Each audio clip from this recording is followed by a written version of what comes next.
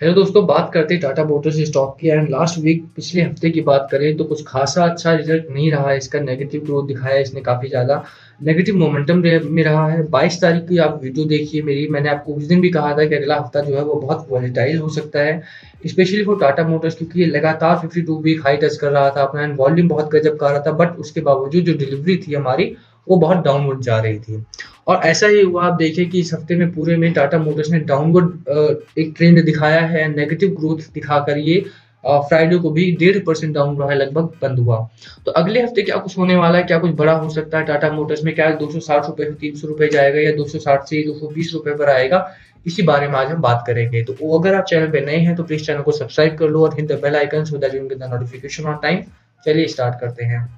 तो बात करें स्टॉक की तो ये लगभग 262 रुपए 70 पैसे के आसपास ट्रेड कर रहा है। और अगर हफ्ते भर की जर्नी की बात करें हम, तो हफ्ते भर में इसने थोड़ा ठीक ठाक ट्रेंड दिखाया होता अगर स्टॉक मार्केट में इतना ज्यादा दबाव नहीं दिखाई दिया होता। तो टाटा मोटर्स का स्टॉक जो नीचे गया है उसका एक कारण बाहर का जो प्रेशर था हमारे ऊपर वो भी रहा है। आप देखिए कि ग्लोबल क्यूज देखिए, आप मार्केट अमेरिकन मार्केट को देखिए कितना ज्यादा दबाव में दिखाई दिए हैं।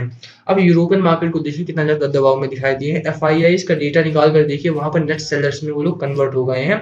डीआईआई पहले ही नेट सेलर्स में थे। इतना ज्यादा माल ऑफलोड किया जा रहा है मार्केट में, इसके बावजूद भी अगर हमारा टाटा मोटर्स का जो स्टॉक है मात्र 1.5% गिरता है तो ये बहुत पॉजिटिव बात मानी जाएगी। ठीक है, आप स्टॉक को लॉन्ग टर्म पर्पस की तरह देखिए कि 2 महीने में 3 महीने में कैसा परफॉर्म करता है।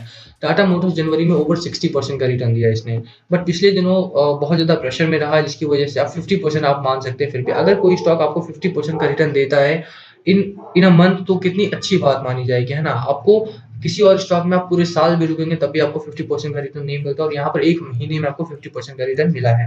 तो टाटा मोटर्स एक स्ट्रॉन्ग स्टॉक तो है, और जो खबरें आई हैं, क्वार्टरली रिजल्ट्स जो आए हैं हमारे, उनकी भी बात करेंगे हम।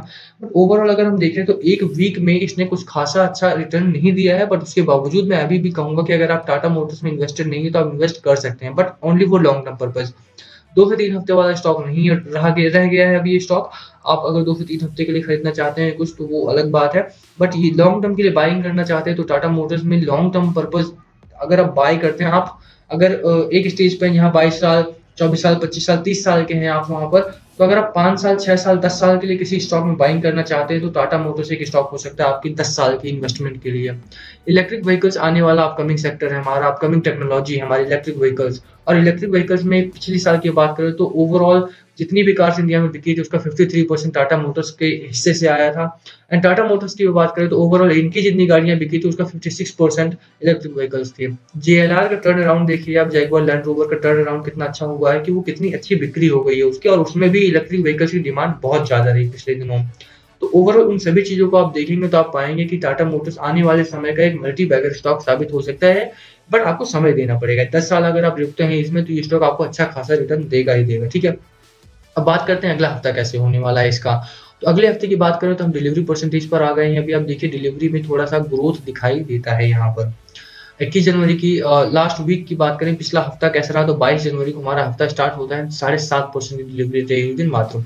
उसके बाद 25 जनवरी को सिर्फ 6.5% की रही है। उसके बाद 9.9% की, यानी 10% मान लेते हैं। उसके बाद 7.5-8% के आसपास। और उसके बाद आज देखिए 29 जनवरी की डिलीवरी की बात करें तो लगभग 10.7%, 11% मान सकते हैं। तो डिलीवरी में ग्रोथ दिखाई दी है, धीरे धीरे करके हमारी डिलीवरी में ग्रोथ हो रही है, और जो कि एक अच्छी खबर मानी जाएगी। अगर डिलीवरी में ग्रोथ होती है यानी कि डिलीवरी की ही वजह से ये स्टॉक डाउनवर्ड गया था, और 260 पर ये जो डिलीवरी का बढ़ना है वो ये बताता है कि इन्वेस्टर जो है फिर से इंटरेस्टेड हो रहे हैं टाटा मोटर्स के स्टॉक में। इंटरेस्टेड और डिसइंटरेस्ट कब आता है? जब प्राइस बहुत ज्यादा बढ़ जाता है, यानी कि जब प्राइस 300 हो जाता है तो कुछ इन्वेस्टर्स अवॉइड करते हैं स्टॉक को, और वो भी 300 जब एक महीने में हो जाता है। अब 260 हो गया है, अब यहाँ पर बाइंग बहुत तगड़ी होने वाली है, बहुत ज्यादा वॉल्यूम में माल उठाया जाएगा। यहाँ से स्टॉक भागेगा 300, 350 तक भागेगा स्टॉक। 350 जब जाएगा तो 350 से 400 जाने में उसको थोड़ा समय लगेगा, वहां पे कंसोलिडेशन का जोन आ सकता है आपका। ठीक है, तो ओवरऑल हमारे अगर टाटा मोटर्स की बात करें तो यहाँ मोमेंटम ट्रैप में फंसा हुआ है स्टॉक। आप देखिए कि जो 262 रुपए का प्राइस है, यहाँ पे वॉल्यूम बहुत तगड़ा उठाया जा रहा है और डिलीवरी बहुत अच्छी उठाई जा रही है। अब हम बात करें टेक्निकल्स की इसके, तो आप देखिए एक हफ्ते में ऑलमोस्ट इसने 9.21% का नेगेटिव रिटर्न दिया है। 9.21% या 10% मान सकते हैं। ओवरऑल वही हमारे 60% की ग्रोथ थी, वहां से 10% कम हो गया 50%। महीने की बात करें हम तो एक महीने में इसने 60% का पॉजिटिव रिटर्न दिया था, उसके बाद ये 10% कम हो गए तो वही 50% हमारा रिटर्न बचा हुआ है। तो ओवरऑल 50% भी 1 महीने में बहुत ज़्यादा होता है। फरवरी कैसा रहेगा उसकी बात बाद में करेंगे, पर अगला हफ्ता कैसा रहेगा वहाँ पर थोड़ा-सा बुलिश ज़ोन आता हुआ दिखाई दे सकता है हमें। टाटा मोटर्स की बात करें तो आप देखिए कि इसका चार्ट ठीक-ठाक दिखाई देता है और सबसे इम्पोर्टेंट बात कि देखिए जो मैंने आपको सपोर्ट बताया था वो सपोर्ट ब्रेक नहीं हुआ है।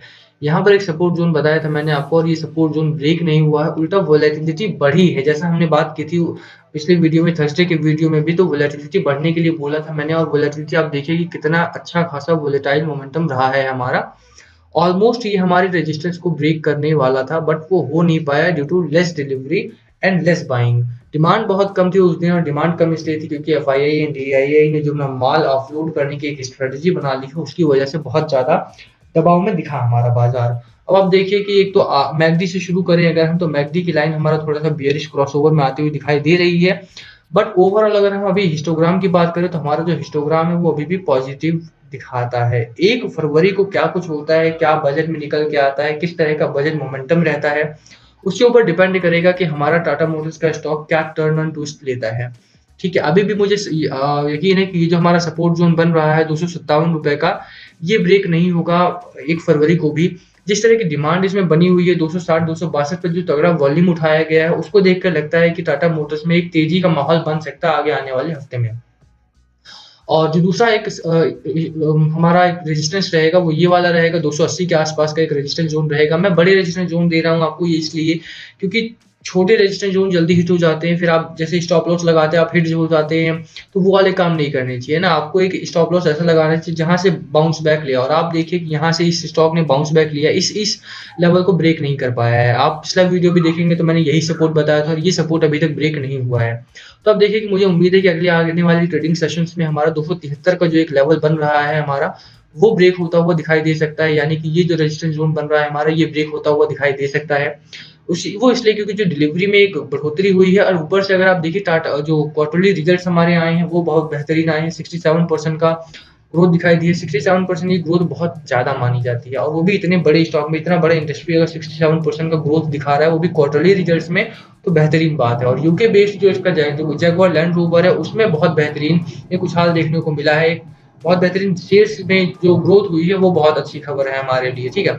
तो इसका भी असर हमें देखने को मिलेगा अपने आने वाले ट्रेडिंग सेशंस में। अब 1 फरवरी को क्या कुछ होने वाला है वो डिपेंड करता है कि गवर्नमेंट किस तरफ से किस तरह की पॉलिसीज लॉन्च करती है, किस तरह के उनका प्लान्स रहता है, कहाँ सब्सिडी देती है और कहाँ पर वो टैक्सेशन का के अंडर में लेके आती हैं। तो वहाँ पर भी एक आपको नज़र रखनी पड़ेगी कि बजट के दिन क्या कुछ हो रहा है। बजट के दिन आप थोड़ा-सा अगर रिस्क अवर्स होके बात करें तो रिस्क अवर्स होके ट्रेडिंग करेंगे तो ज़्यादा बेहतर रहेगा। बहुत ज़्यादा खरीदारी ना करें और बहुत ज़्यादा बेचें भी नहीं।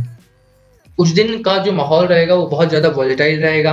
पिछला हफ्ता जिस तरह से वोलेटिलिटी में निकला है वैसे ही अगला हफ्ता भी वोलेटाइल रहेगा बहुत ज़्यादा, तो इसलिए थोड़ा-सा आप रिस्क से बचे रहें तो बेहतर रहेगा। बहुत ज़्यादा ना खरीदें, बहुत ज़्यादा बेचें भी नहीं, क्योंकि बिकवाली तो मैं अभी बोलूँगा ही नहीं कि आप टाटा मोटर्स में करें। कोई और स्टॉक आपको अच्छा लगता है तो उसका सपोर्ट और रेजिस्टेंस ज़ोन देख कर ही खरीदें और बेचें। रेजिस्टेंस के पास बिल्कुल मत खरीदना।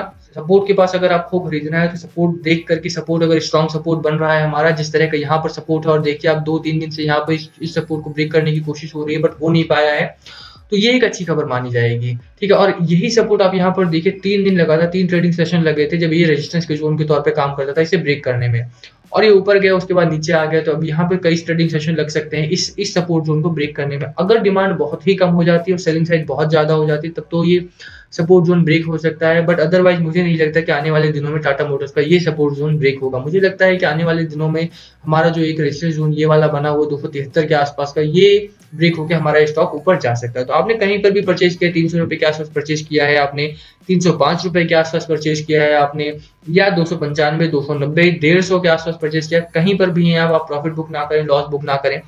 लॉस अगर में है तब तो बिल्कुल भी ना बेचें इस स्टॉक को। ये स्टॉक आने वाले समय में अच्छा खासा रिटर्न देगा आपको, ठीक है।